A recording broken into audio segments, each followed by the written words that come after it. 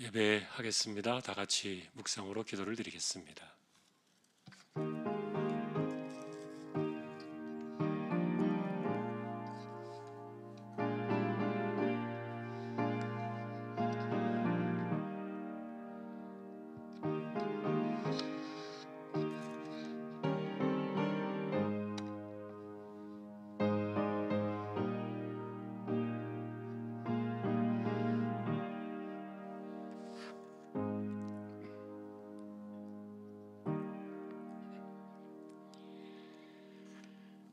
너희는 믿음 안에 있는가? 너희 자신을 시험하고 너희 자신을 확증하라. 예수 그리스도께서 너희 안에 계신 줄을 너희가 스스로 알지 못하느냐? 그렇지 않으면 너희는 버림받은 자니라. 이 시간도 하나님을 예배합니다.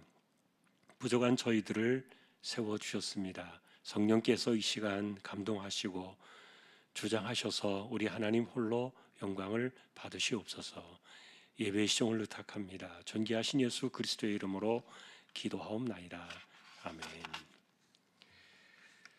찬송가 380장입니다.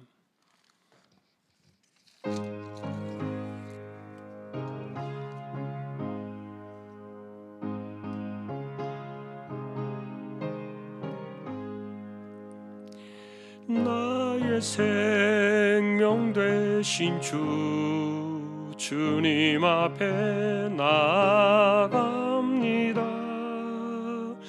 주의 흘린 보혈로 정케하사 받아주소서.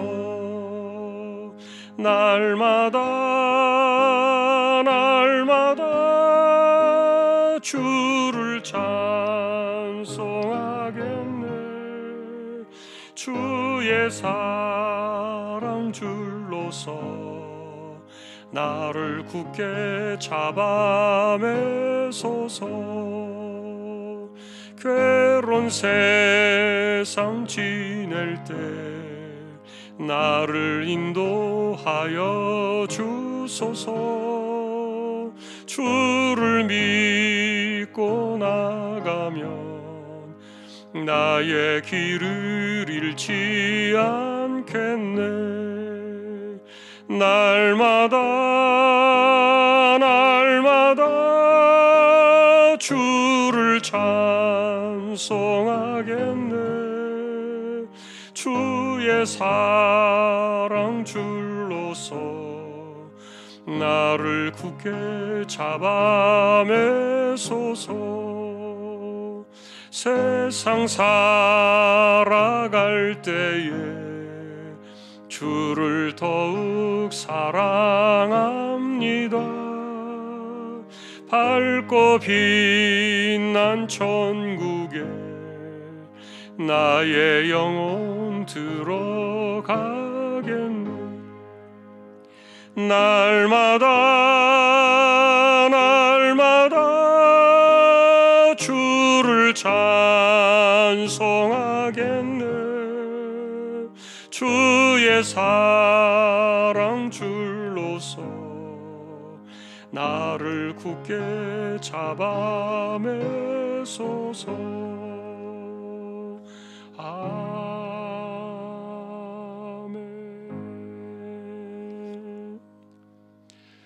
윤경희 권사님 기도하시겠습니다.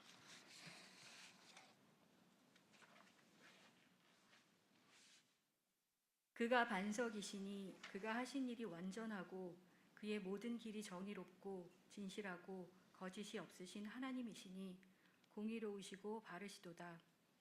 긍휼이 풍성하신 하나님이 우리를 사랑하신 그 큰 사랑을 인하여 허물과 죄로 죽었던 우리를 살리시고 하나님 아버지의 자녀 삼아 주시고 예배의 자리로 인도해 주시니 감사합니다.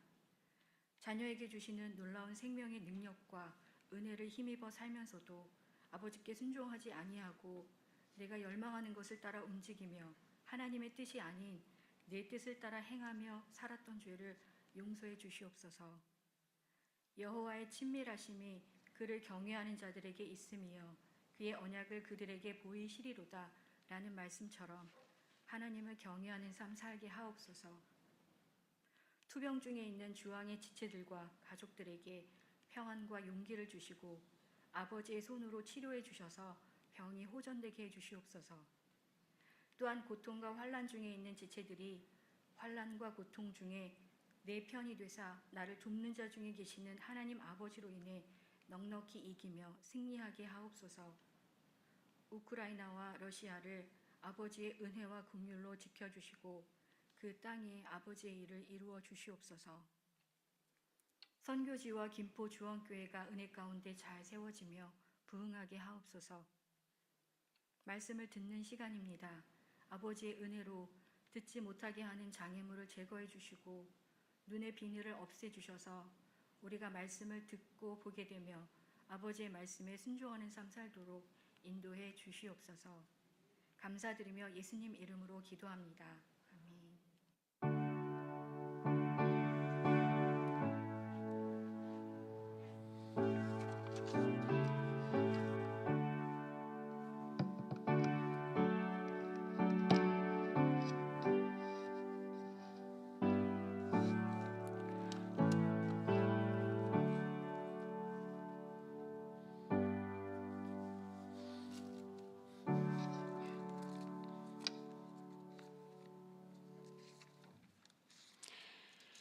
오늘 말씀은 사무엘상 22장이 되겠습니다.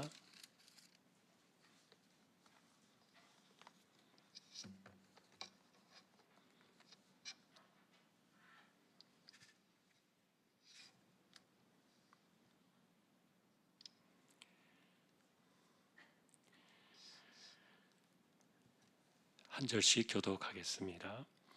그러므로 다윗이 그곳을 떠나 아둘람 굴로 도망하매 그의 형제와 아버지의 온 집이 듣고 그리로 내려가서 그에게 이르렀고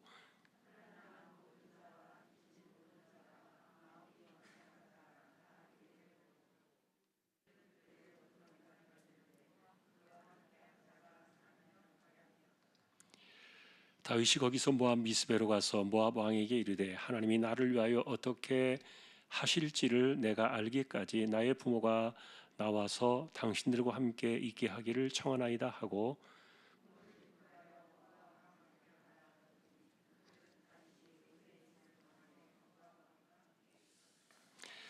선지자 가시 다윗에게 이르되 너는 이 소에 있지 말고 떠나 유대 땅으로 돌아가라. 다윗이 떠나 헤렛 수풀에 이르니라.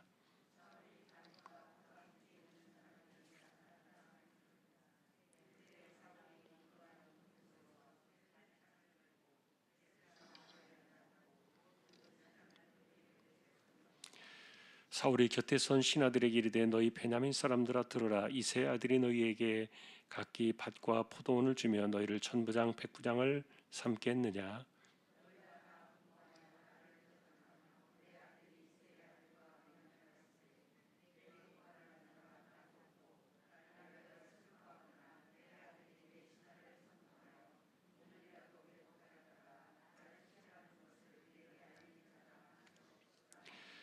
그때 에돔 사람 도액이 사울의 신하 중에 섰더니 대답하여 이르되 이 세 아들이 노베 와서 아히두베 아들 아히멜렉에 이른 것을 내가 보았는데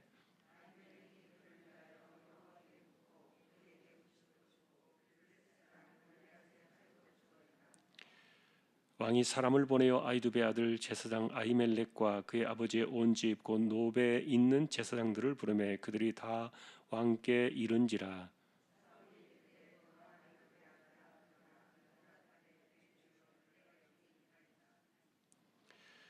사울이 그에게 이르되 네가 어찌하여 이 세 아들과 공모하여 나를 대적하여 그에게 떡과 칼을 주고 그를 위하여 하나님께 물어서 그에게 오늘이라도 매복하였다가 나를 치게 하려 하였느냐 하니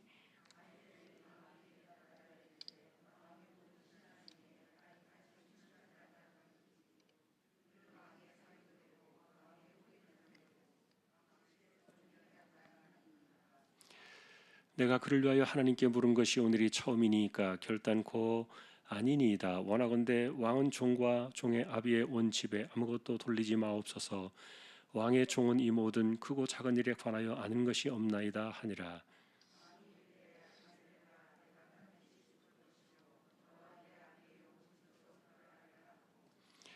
왕이 좌우의 호위병에게 이르되 돌아가서 여호와의 제사장들을 죽이라. 그들도 다윗과 합력하였고 또 그들이 다윗이 도망한 것을 알고도 내게 알리지 아니하였음이니라 하나 왕의 신하들이 손을 들어 여호와의 제사장들 죽이기를 싫어한지라.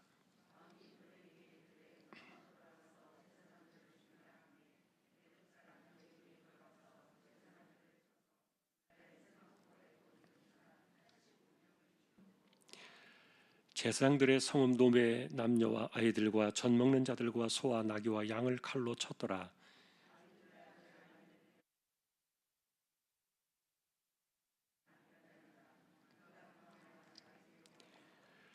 사울이 여호와의 제사장들 죽인 일을 다윗에게 알림해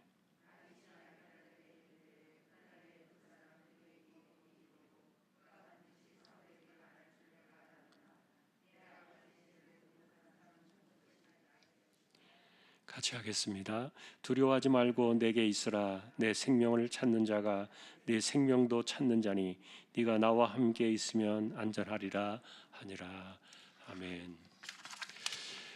교회 소식 말씀을 드립니다. 돌아오는 주부터 이제 주일 식사가 시작이 되는데 이제 오랫동안 안 하다가 또 다시 재개를 하기 때문에 또 협력하는 일에 어려움이 있을 줄로 압니다만 구역에서 그래도 협력 잘 해주시고요. 당분간은 좀 간단하게 그렇게 우리가 식사를 하면서 차츰 적응을 해나가야 될 줄로 압니다. 또 담당자들하고 주방 담당자들하고 구역 함께 협력해서 또 잘 세워나갈 수 있기를 또 부탁을 드립니다.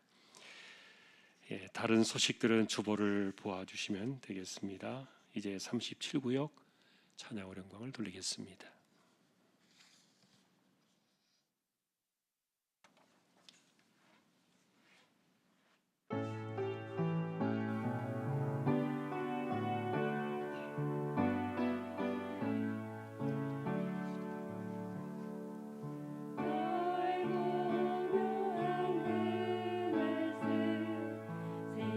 생명의 말씀은 귀한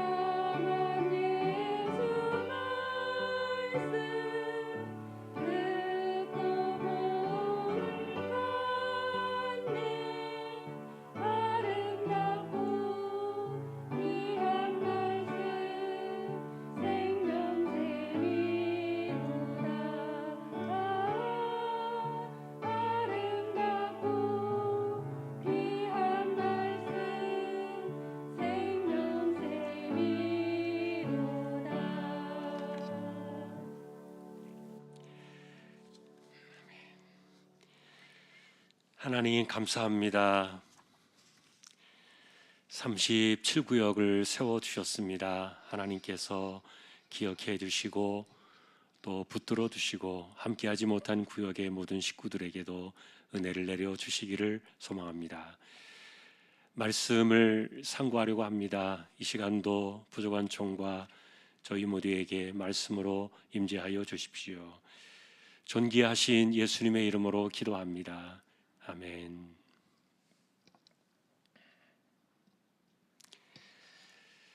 지난주에는 저희가 피신해서 겨우 목숨을 건지게 된 다윗의 이야기를 보았습니다. 이분이 갈 데가 없어서 오죽하면은 국경을 넘어가지고 원수의 나라였던 블레셋 땅에까지 들어갔을까. 그런데 거기는 정말 호랑이 굴이었죠. 죽을 뻔했다가 그래서 미친 척하고 겨우 살아나온 후에 이제 갔던 곳이 이제 오늘 본문에 나온 것처럼 아둘람이라는 굴이었습니다. 이 예루살렘 그 산지 그리고 그 이스라엘 그 산지 주변에는 이런 굴들이 참 많아요. 그것은 이제 뭐 사람들이 여러 용도로 굴을 파서 쓰기도 했지만 주로 또 시신을 이렇게 이스라엘은 매장하는 것이 아니라 이 굴을 파서 그 안에 이렇게 시신을 넣어요. 이게 묻어두는 게 아니에요. 우리나라는 이렇게 묻어둡니다만 흙으로 덮습니다만 그러나 거기는 땅굴을 파서 그 굴 안에다가 이렇게 시신을 안치를 해요. 근데 그게 이제 석회로 되어 있어서 바람이 잘 통합니다. 냄새가 안 나요. 그래서 여러분 참 그쪽 나라의 그 지질이 그래요. 땅 자체가 보통 이렇게 한 3, 4일 지나면은 부패해가지고 그 썩는 냄새가 나잖아요. 그런데 옆에 같이 있어도 냄새를 전혀 느끼지 못할 정도로 상당히 이런 것들이 흡수가 잘 되고 그래서 그 무덤에서 내려가서 예배를 드린 거예요. 시신이 옆에 있는데도 그 예배당을 찾을 수 없을 때 사람들이 거기에서 예배를 드릴 수 있었던 것이 가능한 게 이런 곳인데 그래서 이 굴이 참 많은데 어쨌든 이제 다윗도 이 굴을 파서 들어갈 수밖에 없었어요. 그 굴의 이름이 이제 아둘람이라는 굴이었고 그런데 여기에 이제 사람들이 모여들었잖아요. 한 400명 정도가 모여들었다. 그런데 보니까 무슨 뭐 원통 환자, 또 빚을 갚지 못한 사람, 그러니까 이게 사회에서 적응하지 못한 부적응자들이에요. 이런 사람들이 전부 이제 다윗에게로 몰려든 겁니다. 그런데 힘 있는 사람들이나 세력가들은 다윗을 도울 수 없어요. 왜냐하면 왕과 맞서게 되면 자기들의 것을 내놓아야 하니까. 잃어버릴 것이 하나라도 있는 사람들은 다윗에게로 오지 못하는 거예요. 그러나 여기 온 사람들은 더 이상 잃어버릴 것이 없는 사람들이 모인 겁니다. 그런데 이게 400명 정도 되면은요, 군대 하나 정도는 조직할 수 있는 그런 세력이 되거든요. 그래서 이게 결국은 사울에게는 또 하나의 빌미가 돼요. 무슨 빌미가 됩니까? 영모를 위해서 군대를 조직했다는 거예요. 이거 완전히 역적이죠. 얼마나 그게 이유도 좋고 또 변명도 되겠습니까? 명분이 되는 거죠. 그래서 이 사울이 이제 다윗을 더 죽이려는 것에 이제 분명한 명분을 하나 더 추가한 것이 이 400명 모여든 사람들이죠. 근데 여러분들이 이제 이 아둘람 굴에 모여든 이 400명의 사람들을 볼 때 금방 말씀드린 것처럼 더 이상 잃어버릴 것이 없는 사람들이 모였단 말이에요. 그런데 다윗도 사실은 더 이상 내려갈 데가 없어요. 마지막까지 내려가는 거예요. 밑바닥까지 간 거예요. 저는 이 모습을 보면서요, 참 하나님의 방식이 어쩔 때는 굉장히 아주 냉정하시다 이런 생각도 들어요. 얼마나 냉정하시고 냉혹한가. 그러니까 그것은 우리가 좀 더 다르게 말하면은 정말 완전히 하나님만 신뢰할 수 있는 그런 자리로 사람을 떨어뜨려 놓는 거죠. 여러분, 하여간 뭔가 사람들은 손에 하나라도 남아 있는 게 있으면은 그만큼은 하나님을 덜 붙잡거든요. 여러분들이 인정하든 안 하든 간에 이건 확실한 겁니다. 내가 손에 쥐고 있는 것이 있는 만큼은 하나님은 절대 붙들지 않아요. 이게 다 떨어져야 완전히 붙드는 거예요. 그래서 제가 예전에 두렙돈의 과부 이야기를 했죠. 그것은 예수님께서 보여주셨던 하나님의 나라를 살아가는 종말 신앙의 그 표본이에요. 그 과부는 두렙돈 마지막 재산이라 그랬어요. 다 놓을 때 비로소 이제는, 그때는 뭐가 시작됩니까? 주시면 먹고 안 주시면 굶는 거예요. 그냥 살려주면 살고 그냥 죽게 되면 죽는 거예요. 이게 다 어디로부터 옵니까? 하나님께로부터 오는 거 아닙니까? 그러니 종말의 신앙은 바로 그런 건데, 이 손에 있는 것을 다 그냥 떨쳐놓은 거예요. 다윗에게 있었던 것을 다 털어버린 겁니다. 여기 있는 사람들도 다 똑같은 마음이에요. 그냥 뭐 더 이상 세상으로 나가서 어떻게 자신에게 가지고 있는 지분을 요구하거나 손에 쥔 것이 하나도 없을 뿐만 아니라 이 사람들은 밖에 나가서도 별로 환영을 받지 못하는 사람들, 소위 말하면 다 털린 사람들이. 이런 마음이 일단은 하나가 되죠. 서로 생각이 비슷하죠. 그래서 여기에 하나라도 털끝만큼이라도 남아있는 사람들은 합세하지 않아요. 다 털린 사람들이 내려오면서, 그래서 이거를 보면서 요셉도 생각이 나는 거예요. 하나님께서 요셉에게 사실은 내가 너를 크게 쓰겠다라고 이미 어린 나이에 꿈을 통해서 계시해 주셨잖아요. 심지어는 형들이 절을 할 뿐만 아니라 아버지였던 그 야곱마저도 절을 할 수밖에 없는, 해와 달로 표시되어진 부모가 자신에게 절을 할 정도로 이 요셉이 그런 큰 꿈에 대한, 이것은 자기가 꾼 꿈이 아니에요. 그러니까 우리가, 여러분, 제가 요셉의 이야기를 하면서 우리가 요셉처럼 꿈을 꾸자, 그럼 우리 하나님 이루신다, 이건 절대로 안 되는 겁니다. 이게 무슨 뭐 사람들이 꿈을 꾼다고 해서 되는 게 아니에요. 그래서 우리가 성경을 볼 때 잘 봐야 되는데, 이거는 하나님께서 쓰시겠다고 작정하시고 그에게 주신 거예요.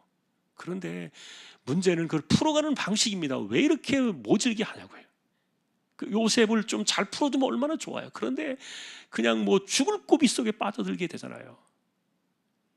그런데 여러분이 이걸 보시면 하나님이 그렇게 하신 건 아닙니다. 형들의 그 질투와 시기와 인간의 죄가 그렇게 만든 거죠. 그러니 죽을 뻔한 자리에서 하나님께서는 그 네 번째 아들 유다의 마음을 감동시켜가지고 요셉을 죽지 못하게 했잖아요. 살려주었죠. 살게 했죠. 그리고 그 유다의 제안으로 인해서 팔려가게 된 거예요. 목숨을 부지하는 이런 것들은 하나님께서 감동하시는 거예요. 더 이상 악한 그 죄악의 손길이 미치지 못하도록 하나님께 역사하시지만, 그러나 허용하시는 겁니다. 그래도 우리가 잘 주목해 보면은 이렇게 고통 가운데 하나님이 허용하시는 것 같아도 그 마지막 순간까지는 손댈 수 없는 그런 그 뭐죠, 마지노선은 있어요. 한계는 넘어서지 못하게 하는 거예요. 그래서 요셉이라는 사람이 팔려가서 그렇게 모진 종살이하고 억울한 옥살이하고 그럴 때도 사실은 그렇게 막 그냥 세상의 모함과 이런 것들에 막 파묻혀가지고 이렇게 아무런 보호장치 없이 살아가는 것 같아도 하나님께서는 언제나 이 요셉이나 그 믿음의 사람들의 그 마지막 선은 늘 붙잡고 있었어요. 넘어설 수 없는 거예요, 이 선은. 다윗을 보니까 딱 그 모습이에요. 그러니 사실은 다윗은 이런 자리에 오기 전에도 이미 어린 시절의 들판에서 양을 칠 때 하나님을 깊이 경험했죠. 이미 우리는 골리앗과의 싸움에서 다윗이 등장할 때 자기가 들판에서 겪었던 하나님을 이야기한 적이 있어요. 내가 사자의 입에서 그리고 곰의 발톱에서 내가 지키던 그 양들을 내가 빼냈다. 그 누가 해주신 겁니까? 그게 사람의 힘으로 되겠냐고요. 그 순간순간마다 하나님께서 그 위기의 시간에 다윗에게 함께 하셨던 그런 것들을 다윗은 알고 있어요. 그럼에도 불구하고 그것만 가지고는 안 돼요. 왜냐하면 이게 어린 나이에 골리앗을 이기고 나서 너무 갑자기 졸지에 커졌잖아요. 20살밖에 안 된 이 젊은 친구가 벌써 장군의 바늘에 들어섰잖아요. 천부장이 되었잖아요. 벌써 사람들은 다윗은 천천히로다, 다윗은 만만히로다, 벌써 이런 것을요 그대로 내버려 두면은요 사실은 다윗은 또 나중에 왕이 되었을 때 어떻게 될지 몰라요. 장담할 수 없어요. 여러분, 우리는 그런 것들을 하나님이 인간을 알아요. 너무도 잘 알아요. 나는 아니야 라고 생각할지 모르겠지만 나는 원래 본 바탕이 틀려, 나는 원래 본성이 그런 게 아니야 라고 생각할지 모르겠지만 사람은요 다 똑같아요. 거기서 거기. 그래서 하루아침에 다 떨어뜨린 거예요. 계급장 다 떼버린 거예요. 장군이 뭡니까 이제는. 자기를 지키던 그런 그 호위병들 다 떨어져 나가고 아무도 없죠. 이런 상황들을 바라보면서 하나님께서 하나님의 사람들을 세워가는 모습들을 보는 거예요. 그러나 어쨌든 절대적으로 우리가 바라봐야 될 것은 정말 하나님만을 바라보는 그 삶이 복되다. 하나님만을 의지하고, 그게 어쨌든 종말신앙이라 그랬잖아요. 우리의 종말신앙은 그런 거예요. 그런데 이게 머리로는 깨닫는데 손에 남아있는 게 있으면 이게 잘 안 된다는 거죠. 이게 우리 인간의 모순이에요. 머리로는 이해가 돼요. 여러분도 머리로는 이해가 될 거예요. 그러나 반드시 여러분의 손에 쥐어져 있는 게 있으면요, 이게 풀어지기까지는 안 돼요. 그래서 내 손에 있는 것을 하나님이 주셨다라는 그 철저한 은혜 인식 속에서 이것이 뒤바뀌지 않는 한, 내가 쥐고 있는 것이라고 생각하고 있는 한은 이건 절대로 하나님의 은혜 가운데 살아가는 사람이 되지 못해요. 쥐고 있는 것이 잘못됐다는 것이 아니에요. 이거를 누가 주셨느냐, 이것의 주인이 누구냐, 철저하게 청지기 정신으로 하나님 신 내게 주신 은혜다. 내가 이것 없어도 하나님의 은혜로 내가 산다. 없으면 또 주실 것 아니냐. 예를 들어서 그런 그 은혜 정신, 하나님만 바라는 그런 그 신앙의 중심으로 세워질 때까지 소위 말하는 연단이에요. 훈련이에요. 이 시간은 어쩌면 다윗은 전혀 하나님의 섭리를 알지 못하기 때문에 정말 억울하고 힘들고 고통스러운 시간이죠. 애매한 시간이죠. 억울하잖아요. 정말 아무 죄가 없잖아요. 그런데 여러분, 어쨌든 하나님은 이렇게 사람들을 쓰세요. 이게 훈련이에요. 바닥까지 내려가요. 그 바닥까지 내려가 본 사람이 신앙이 그래도 그나마 바로 돼요. 처음부터 잘났다고 생각하는 사람이 신앙을 바로잡는 게 어렵다는 말이에요. 어디까지 가겠습니까, 그가? 자, 이렇게 이제 다윗이 아들람 굴에 도망을 와서 숨어 있으니까, 그러니까 난리 난 사람은 이제 다윗만이 아니에요. 가족들이에요. 이제 가족을 가만두겠습니까? 다윗의 가족들을. 그러니까 다윗의 가족들이 집에 있을 수가 없어요. 할 수 없이 어디로 옵니까? 다윗에게로 이 아둘람 굴로 피신을 할 수밖에 없는 거예요. 그런데 이 가족들이 있는데 아버지도 계시고 형제들도 있고 조카들도 있고 여자들도 있고, 이런데 이 사람들을 데리고 어떻게 자기가 지금 자기 한 몸 처신하기도 어려운데 어떻게 하겠어요? 그래서 다윗이 가족들을 데리고 일단은 모압에 가서 하소연을 해요. 우리 가족을 좀 맡아달라. 그런데 이 모압 왕이 이 다윗의 부탁을 듣고 가족들을 맡아주잖아요. 이게 뭡니까? 하나님께서 다 길을 열어두신 거예요. 이들 원수예요. 예를 들어서 지금 다윗하고 사울이 전쟁을 벌이고 있는데 그 가족들을 맡아줬다고 생각해봐요. 그럼 이 사울이 누구를 먼저 치겠습니까? 화가 나가지고 예를 들어서 모압을 치면은 모압이 이스라엘을 상대할 수 있나요? 안 돼요. 힘이 안 돼요. 그런데도 불구하고 그들이 자신에게 닥칠 그 위험을 감수하고 알면서도 다윗의 집안 식구들을 보호해 주는 거예요. 하나님께서 어쨌든 이렇게 정리하시는 거예요. 그리고 하나님께서 다윗을 지켜보고 있다는 것을 알려주기 위해서 선지자 갓을 보냅니다. 그리고 아둘람 굴에 있는 그 다윗에게 이야기하시기를, 여기 있지 마라. 네가 여기 있으면 지금 아무것도 하지 못한다. 그러니 지금 일어나서 너의 같은 지파인 유다 지파에게로 가라. 그래서 유다 지파들이 속해 있는 그런 땅에, 그 유다 땅에 헤레스폴에 가서 이제 다윗이 진을 친 거예요. 일단은 이제 그 자신의 어떤 그 자리를 마련하게 된 거죠. 근데 실제로 그 유다 지파의 그 울타리 안에 들어와 있을 때는 사울이 함부로 못해요. 왜냐하면은 그 유다 지파가 아직까지는 다윗을 이렇게 나서서 도와준다고 할 수는 없지만, 그러나 함부로 할 수 없는 이유는 같은 지파니까. 그 당시에는 12지파가 그런 속성들이 아직도 강하던 시절이에요. 그래서 일단 숨은 돌렸는데, 그러나 그것도 안전하진 않아요. 그것도 안전한 장소는 아니었지만 어쨌든 하나님께서 일단은 유다 지파 속에 다윗을 보냈어요. 이것은 하나님께서 내가 너를 지켜보고 있다는, 너의 동선을 내가 다 보고 있다는 하나님의 관심이에요. 그러니까 아둘람 굴에 있으나, 사실 유다 지파의 헤레 수풀에 가서 있으나 큰 차이는 없겠지만, 그럼에도 불구하고 이렇게 말씀하신 것은 하나님께서 내가 지금 누구를 보고 있느냐, 너는 잊지 마라, 이걸 가르쳐 준 겁니다. 내가 너의 동선을 다 보고 있다, 걱정하지 마라. 자, 그런데 문제는 이제 이런 일들이 있고 나서, 이제 지난번에 우리가 보았던 제사장 그 누굽니까? 아히멜렉이었죠. 근데 이분이 족보를 따져보니까 엘리의 손자예요. 근데 여러분, 그 엘리가 그 두 아들이 있었잖아요. 그런데 그 집안이, 엘리 집안이 사실은 하나님께 그 매를 맞은 것 가운데 하나는, 그렇다고 해서 그들이 버림받았다는 얘기는 아니에요. 근데 징계의 아픔을 맞았어요.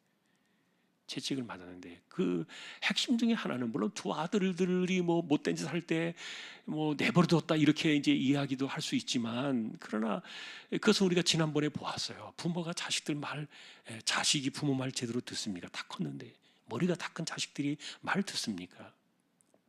이건 여러분들이 우리가 확인해 본 내용들이에요. 사무엘도 그랬잖아요. 머리가 다 큰 아이들, 자녀들이 부모 말 제대로 듣냐고요. 세상에 그런 자식이 있으면 얼마나 귀해요. 그러나 마음대로 안 되는 겁니다. 그런데 중요한 것은, 이런 것에 대해서 하나님이 엘리에게 죄를 딱 물을 때, 네가 나를 존중하지 않았다 그랬어요. 네가 나를 멸시했다. 이게 큰 죄였어요. 그 앞부분에 보면 그게 나와요. 우리가 지나온 내용들이에요. 그래서 그때 하나님께서 이 엘리의 집에 심판을 내리실 때 두 아들이 함께 죽을 것이다 그랬죠. 전쟁터에서 죽었어요. 홈니와 비느하스가. 그리고 그 비느하스의 아내였던 그 며느리가, 엘리의 며느리가 아이를 낳으면서 죽었어요. 그 아이를 낳으면서 죽은 그 아이가 이가봇이었고, 그리고 아마도 또 다른 아들이, 이제 또 다른 아이가 있었던 것 같아요. 이가봇이 첫 아이는 아니었고 또 다른 아이가 있었던 것 같은데, 이제 그 아이가 이름이 아히두비예요. 그래서 이 집안이 어떻게 하여간 이렇게 살아남은 거예요. 엘리 집안이 다 망하는 게 아니었고요. 그런데 이 아히두비라는 사람이 이 놉당에서 대제사장의 역할을 수행하고 있었던 거예요. 근데 여러분, 원래 엘리가 있던 그 대제사장이 있던 그 자리는 실로였습니다. 실로였는데, 그런데 전쟁터에 블레셋에게 침공을 당하면서 이 실로 그 성전터가 다 없어져 버렸어요. 다 훼손당해 버리고, 그래서 실로가 파손되어져 없어지면서 놉당에 임시로 하나님의 처소가 있었던 거예요. 그리고 그 놉당에 있었던 하나님의 처소를 지키고 있었던 사람이 바로 엘리의 후손들이었던, 손자였던 이 아히멜렉이. 그런데 이 아히멜렉이 그날 다윗을 도왔잖아요. 3일 동안 먹지도 못하고 끼니를 때우지 못한 채 잠도 제대로 못 자고 완전히 막 그 정말 죽은 사람 다 돼가지고 이렇게 온 다윗에게 진설병 5덩이를 내줬죠. 그리고 그가 도망갈 수 있도록 그 골리앗의 칼도 다윗에게 준 거고, 이것이 이제 빌미가 된 거예요. 트집잡이가 된 거죠. 그런데 문제는 우리가 지난번에 보았던 것처럼 이것이 진행되어지는 현장에 누가 있었다 그랬습니까? 에돔 사람 도액이라는 사람이 있었다. 이 도액이라는 사람이 에돔 사람이지만 그러나 원래 그 기술이 좋았던 모양이에요. 그러니까 양을 잘 치는, 원래 이스라엘 사람들 양을 잘 칩니다만 왜 사울이 이 도액을 데려왔는지는 모르겠어요. 에돔 사람을 데려왔는지는 모르겠어요. 이 사람이 어쨌든 양을 관리하고 재산을 관리해 주는 사람이었는데, 그런데 어떻게 이 사람이 그날 그 현장에 있다가 다윗과 눈이 마주쳤다 그랬잖아요. 이걸 다 보았어요. 그래서 지난주에 제가 말씀을 드렸습니다. 다윗이 사람을 죽여야 되느냐 말아야 되느냐, 이거는요 딱 직감적으로 오는 느낌이에요. 저 사람은 반드시 사울에게 고해서 해코지 할 거예요. 여러분들에게 한번 묻는다면 여러분 어떤 것이 옳다고 생각합니까? 그날 다윗이 도액을 죽였어야 합니까? 살려준 것이 잘한 겁니까? 자, 결과적으로 우리가 만일에 그가 억울한 아무 죄 없는 도액을 죽였다고 비난을 할 수 있을지는 모르겠지만, 그러나 결과적으로 도액을 살려준 그 대가로 이날 이 도액이라는 사람이 칼을 들고 쫓아와서 아히멜렉의 집안 모두를 죽인 거예요. 85명을 다 죽였어요. 그것도 어른들만 죽인 게 아니라 애들까지. 완전히 지금 제사장의 집안을 완전히 그냥 도륙해버린 거예요. 이걸 누가 했느냐? 도액이 한 거예요. 그러니 이 사람을 살려두는 것이 옳았습니까? 아니면 이 사람 그때 죽였어야 합니까? 결과적으로 본다면 사실은 도액은 죽었어야 될 사람이죠. 그런데 이런 일들이 여러분 살다 보면 많이 돌아올 거예요. 내가 다윗이 정말 사람 경험 많이 해보지 못한 사람이에요. 20대 젊은 청년이잖아요. 사람 많이 겪어보지 못했고, 사람이 얼마나 간사하고 얼마나 자기 중심으로 돌아가고 모든 것이 얼마나 이기적인지 이런 것들을 다윗은 잘 몰라요. 그래서 나만 착하면 돼, 내가 왜 억울한 사람을 죽여, 내가 그렇게 나는 못된 인간이 아니야 라고 스스로 생각하고 자기 자신은 그렇게 바르게 섰을지 모르겠지만, 그러나 여러분, 좋게 한다고 해서 좋게 돌아오나? 아니라 그랬잖아요. 내가 좋게 했는데 등에 칼을 꽂는 거예요. 돌아와요. 이게 비정한 세상이에요. 그런데 이런 모습들을 보면서 참 인간이 이렇게 못됐구나. 그날 도액은 분명히 다윗이 자기를 죽일 수 있음을 불구하고 살려준 것에 대해서 알고 있었을 거예요. 그러나 이것을 감사로 갚지 아니하고 도리어 자기를 죽일 뻔했던 그 다윗에 대해서 다윗을 복수할 수 있는 그 마음으로 바뀌어진 거죠. 왜냐하면은 이날 추궁을 했잖아요. 사울이 다 불렀어요. 그 집안 사람을, 아히멜렉 집안을 전부 다 제사장을 와라 이래가지고 어른들을 다 불러놓고 한 자리에 모아놓고 사울이 협박을 한 거예요. 당신들이 어떻게 나의 원수가 되는 이 다윗을 도와가지고 먹여 살리고 또 먹게 하고 그다음에 도망가는 데까지 도와주고 칼까지 주었느냐? 이게 지금 완전히 반역을 도모한 거 아니냐? 막 이게 흥분해가지고 사울이 그 제사장들을 다구치니까 아히멜렉이 떳떳하게 다 이야기했어요. 나는 하나님의 종으로서 하나님께 다 물은 이야기다. 그리고 당신이 존경하는 사람이고 당신이 존중하는 사람이고 아끼는 사람이고 이 나라에 정말 소중한 사람이 아니냐? 그리고 내가 지금까지 언제 하나님께 묻지 않고 한 적이 있더냐? 내가 다 하나님께 물어보고 하나님께서 이 다윗을 도우라고 내 마음에 감동을 주셨기 때문에, 답을 주셨기 때문에 내가 한 것이다. 그러니 이것을 죄로 돌리지 마라. 앞에서는 아무 이야기 하지 않았어요. 그러나 딱 돌아서서 사울이 호위병들을 딱 불렀습니다. 죽여라. 그런데 호위병들이 그들을 죽일 수가 없는 거예요. 제사장들은 어떻게 손을 대요? 말을 듣지 않았어요. 그러니까 이 말을 듣지 않으니까 누가 한 겁니까? 에돔 사람이던 도액이 나온 거예요. 네가 해라. 그랬더니 도액이 칼을 들고 가서 돌아가고 있는 그 아히멜렉의 집안 사람들 85명을 다 죽인 거예요. 그것만이 아니라 그랬죠. 아이들까지 여자들까지 다 죽였어요. 짐승들까지 죽였어요. 이게 무슨 전쟁도 아니고요. 그러니 이 죄를 어떻게 갚아요? 여러분, 나중에 우리가 사무엘상 마지막 끝장에 보면요, 사울이 얼마나 비참하게 죽습니까? 이게 보통 죄값이 아니에요. 그런데 이제 이 이야기가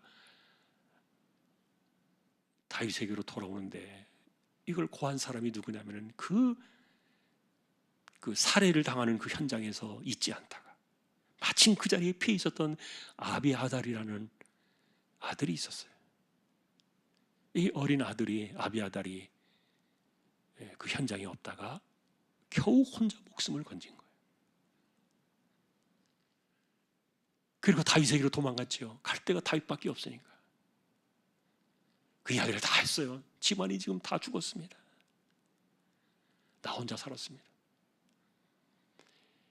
다윗이 얼마나 충격을 받았겠어요. 자기 때문에 자기에게 그 진설병 5덩이를 떡을 준 것. 그 때문에 이렇게 85명이 죽은 거예요. 얼마나 가슴이 아프겠어요. 그래서 이 다윗은 자기에게로 도망온 이 아비아달, 율에 살아남은 이 아비아달을 평생의 대제사장으로 삼아요. 다윗이 왕이 되었을 때 이 아비아달은, 그래서 그가 죽을 때까지 이 아비아달은 대제사장의 직분을 끝까지 수행하도록 다윗이 이 사람을 중용하고 지켜주고 보호하는 그런 관계들이 이제 우리가 이렇게 보게 되는데, 그러나 이제 우리가 이제 이 내용을 정리하면서 오늘 본문의 내용은 여기까지인데, 이거를 정리하면서 한 가지 우리가 한번 생각해 볼 게 있어요. 그게 뭐냐면 아까도 말했던 것처럼 엘리의 집안에 내렸던 그 하나님의 심판이었어요. 네가 나를 존중하지 않고 나를 멸시했기 때문에 나도 너를 멸시한다. 그래서 그 아버지와 두 아들이 한날에 죽잖아요. 전쟁터에서 두 아들이 전쟁터에서 죽고, 아버지는 그 소식을 들을 때 목이 부러져서 죽었고, 한날에 새 산부자가 죽고, 그리고 그날에 또 아이가 태어났고, 이가봇이라는 그 아이가 또 태어났고, 하나님의 영광이 떠났다. 이런 그 슬픈 집안으로 갑자기 이렇게 됐는데, 그런데 그때 하나님께서 말씀하신 내용 가운데 뭐냐면은 너희 집안에 노인이 없을 거라는 거예요. 노인이 없을 것이다. 젊은 사람만 있을 것이다. 집안이 망하지는 않을 거예요. 그러나 집안이 보존되어지긴 하지만, 그러나 노인들이 없이 그냥 젊은이들만 살다 갈 것이다. 이게 아히멜렉의 시대에 와서 또 임한 거예요. 다 죽었어요. 노인될 만한 사람들, 어른들 다 죽었어요. 그래서 이런 관계들을 보면 저는 그래서 이제 이거를 정리하면서, 물론 이제 사울의 그 죄가 너무 크다. 그리고 이것이 과연 엘리에 대한 그 하나님의 그 심판이 결국 후손들에게 임한 것인가라고 우리가 생각해 볼 수도 있겠지만, 그러나 한편으로는 여기에는 그런 과정들이 들어있지 않아요.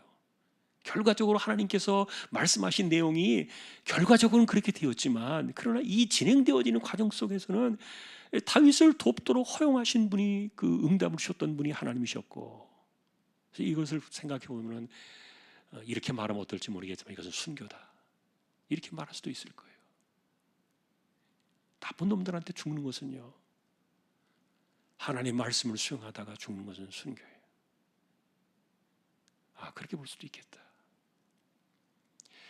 그래서 이날 이들이 죽은 것은 소위 말하는 개죽음이죠. 아무 까닭 없이 이유 없이 다윗 한 사람 때문에 죽었지만, 그러나 분명히 하나님께서는 그날 아히멜렉에게 다윗을 도울까요? 라고 물었을 때 돕게 하셨어요. 허용해 주셨어요. 그러니까 아히멜렉은 죄가 없는 거예요. 자기는 하나님의 뜻을 따라 선한 일을 선택하는 거예요.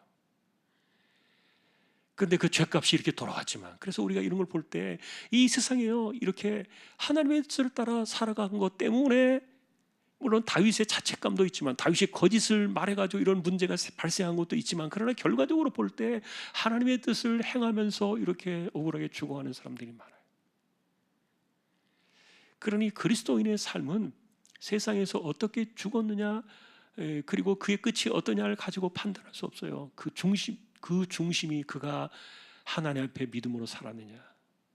만일에 믿음 때문에 그가 하나님의 뜻을 행하다가 죽었다면 훨씬 더 그것은 높이 쳐주는 거죠. 만일에 여기에 하나님의 그 섭리가 그 안에 들어있는 것을 우리가 잃어버린다면, 이 아히멜렉의 이 집안은 하루아침에 이렇게 정말 날벼락을 맞은 거죠. 이건 도무지 설명할 수 없어요. 그러나 한편으로 볼 때 하나님께서는 어쨌든 이 집안을 이렇게 뜻을 이루어가는 사람들을 순교의 제물같이 이렇게 받으신 거로 보는 겁니다. 그리고 그 죄값은 이제 사울이 받아야 되겠죠.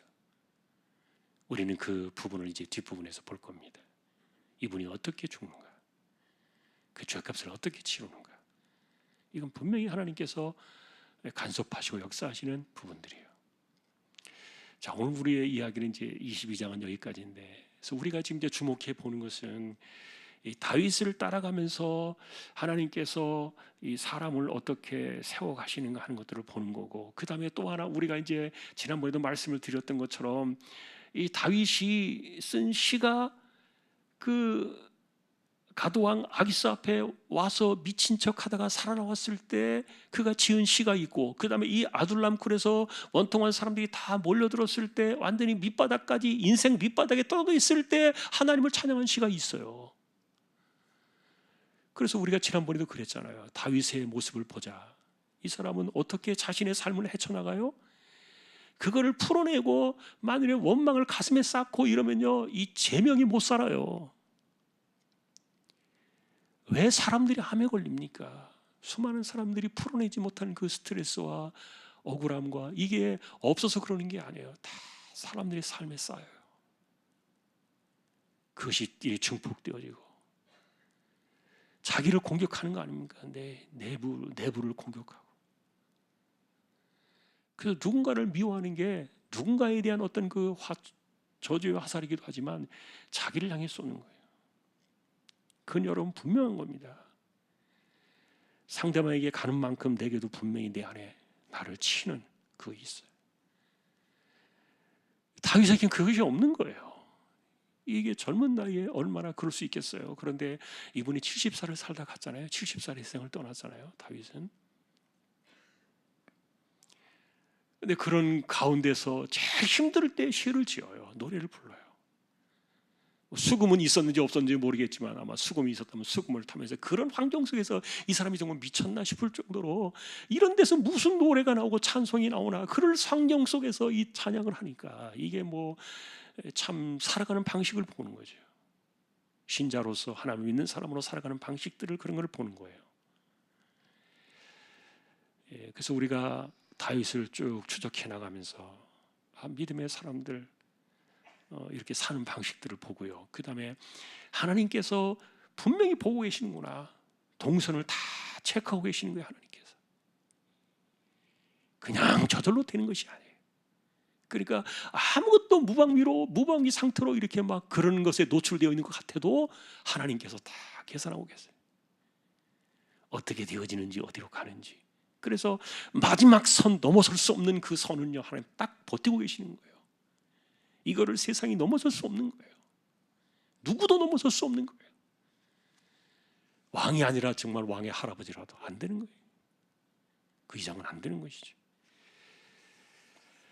우리는 그런 하나님을 우리가 신뢰하면서 의지하면서 살아가는 거예요. 이것이 우리가 종말 신앙이에요. 하나님의 은혜 가운데 하나님 주시는 힘으로 세상을 살아가는 거예요. 그러니까 여호와는 나의 힘이시요 나의 반석이시며 나의 소망이시다.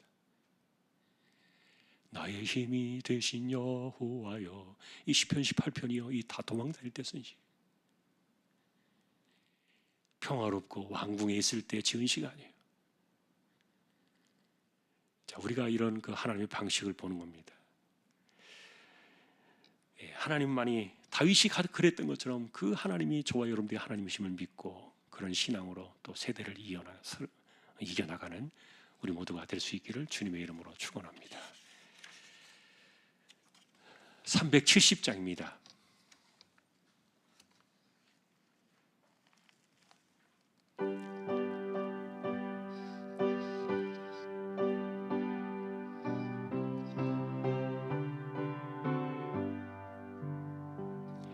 주 안에 있는 나에게 딴 근심이 있으랴.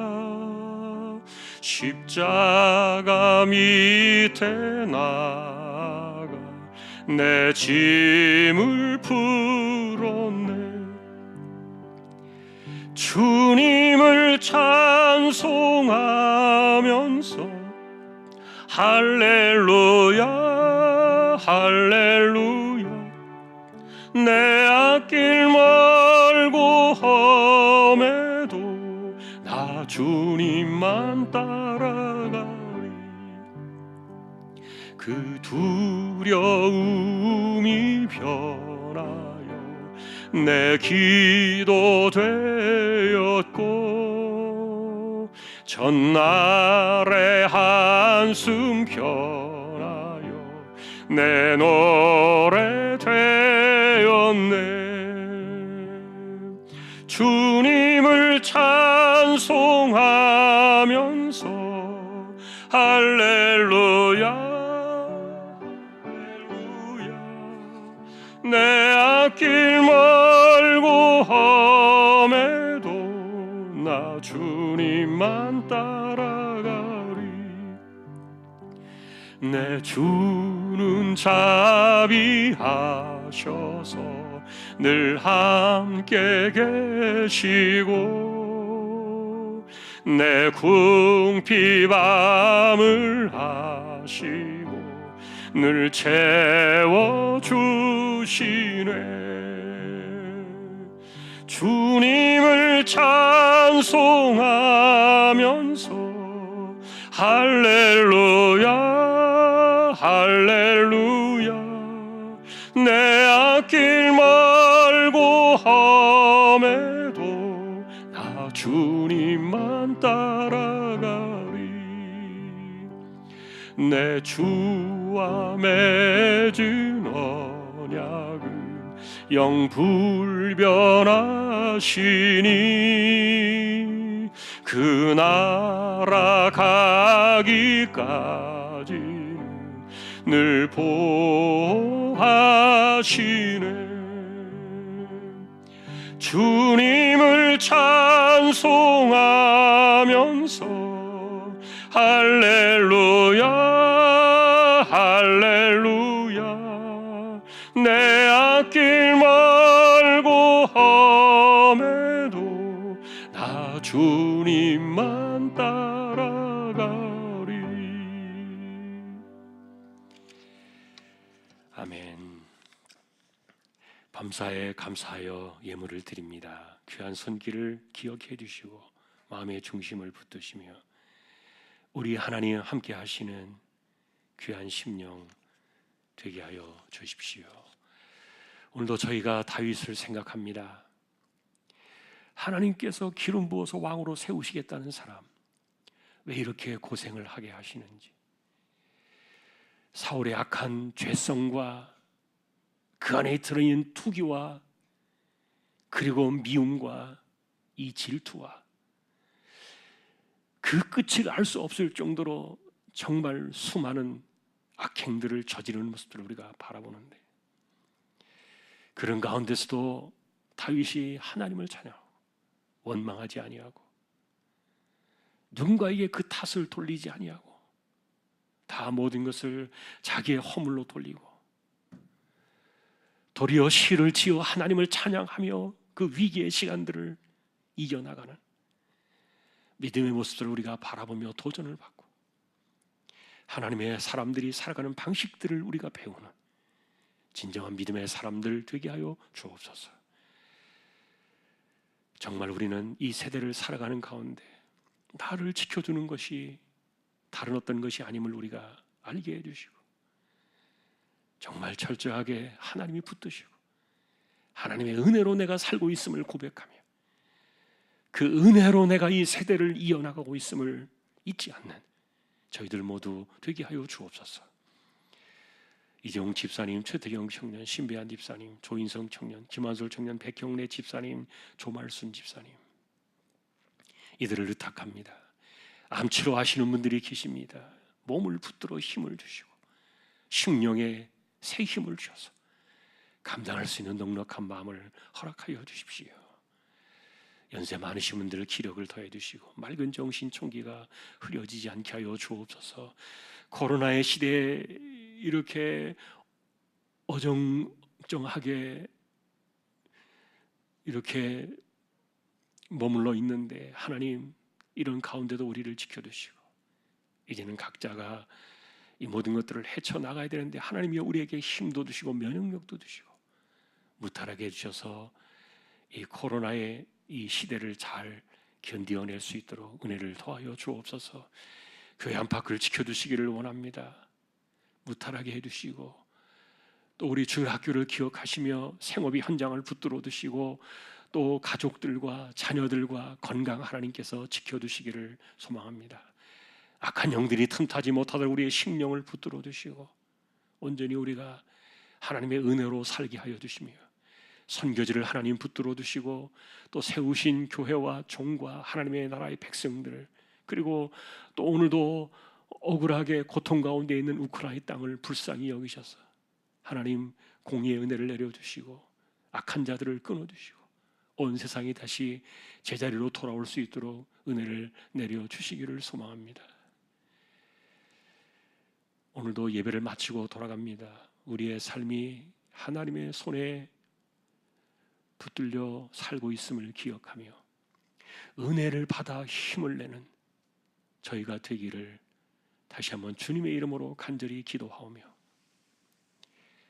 우리 주님 예수 그리스도의 은혜와 하나님 아버지의 사랑과 성령님의 감화 감동 위로 인도 교통 충만하심이